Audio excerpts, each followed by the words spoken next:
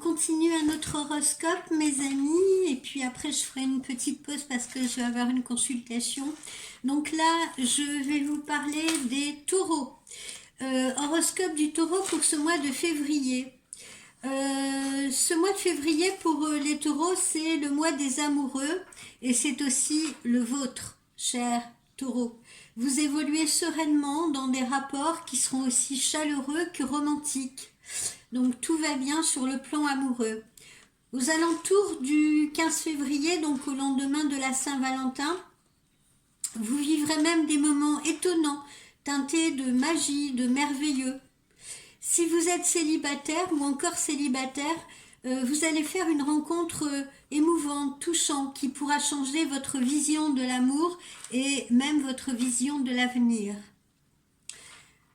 Au niveau de votre professionnel, de vos activités, vous avez l'art de placer de miser, un peu comme un joueur de poker, au bon endroit et au bon moment.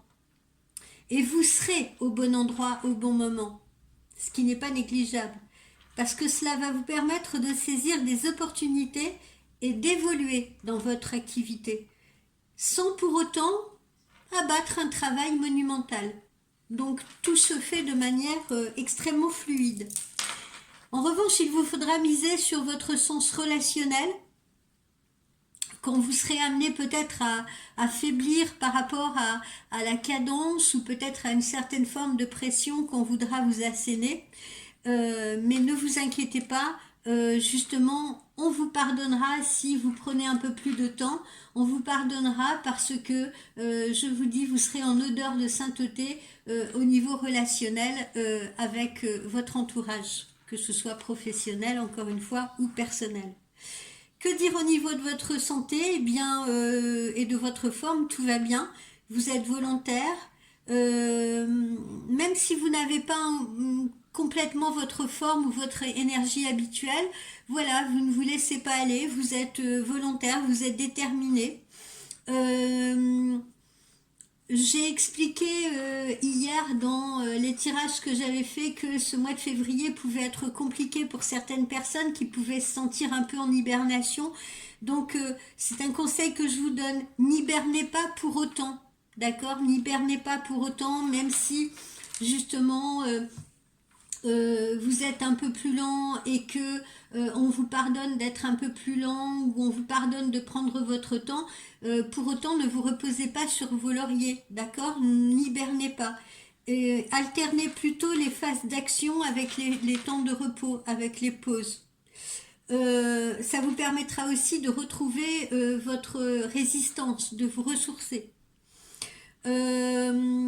Pour retrouver également votre résistance, je vous conseille de faire très attention à votre hygiène de vie. Il faut que vous soyez plus strict. Il faut vraiment tenir compte des signaux que va vous envoyer votre corps. D'accord? Donc si vous vous sentez fatigué, par exemple, eh bien, n'essayez pas de rester planté devant Netflix des heures durant parce que vous êtes accro à une série, mais si vos yeux se ferment, que votre corps vous donne des signaux de fatigue, éteignez plutôt l'interrupteur de votre télévision et allez vous coucher. Voilà, c'est un petit exemple.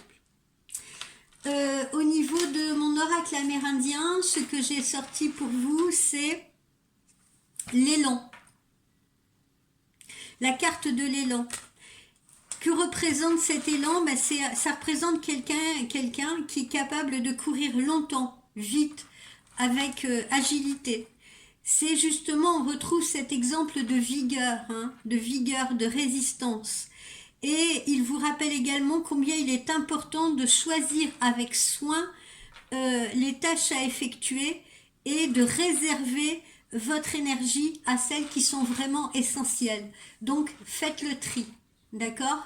Faites le tri. Encore une fois, soyez conscients, conscientisez, pardonnez-moi, parfaitement les signaux de votre corps et les tâches à accomplir, d'accord? Allez à l'essentiel. Comme je vous le disais il y a quelques secondes, prenez des temps d'action et pensez également à prendre des temps de repos. Alternez tout cela. On retrouve ce message-là. Ensuite, que vous dire d'autre?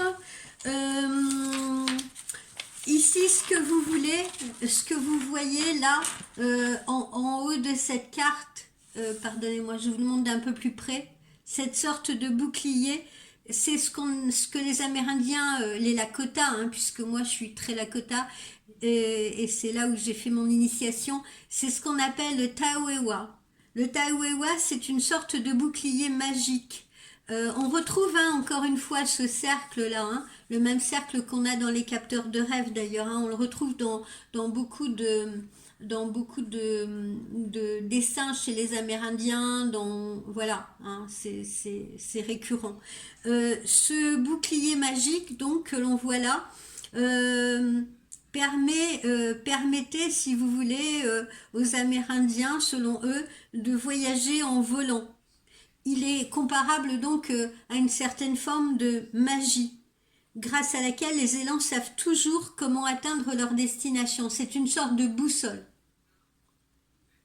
Donc, quels sont les mots-clés qui se rattachent à vous, chers amis du taureau, en ce mois de février? Et quels sont les mots-clés que vous envoie l'oracle amérindien? C'est la vigueur, surmonter les obstacles, la force, la volonté et surtout les méthodes magiques. Alors ce qu'on appelle les méthodes magiques, hein, ça, je suis pas en train de vous dire de faire des rituels de sorcellerie, non pas du tout. Les rituels magiques, c'est une métaphore. Ça veut dire justement savoir doser justement les moments où on va actionner et les moments où on va se reposer, on va se ressourcer pleinement, on va être en pleine conscience de tous les signes que nous envoie l'univers et les signes que nous envoie notre corps, d'accord? Et on va s'en servir justement. Voilà, amis du taureau. À tout à l'heure, donc je vais avoir une consultation et je reviens vers vous tout de suite après pour la suite des horoscopes.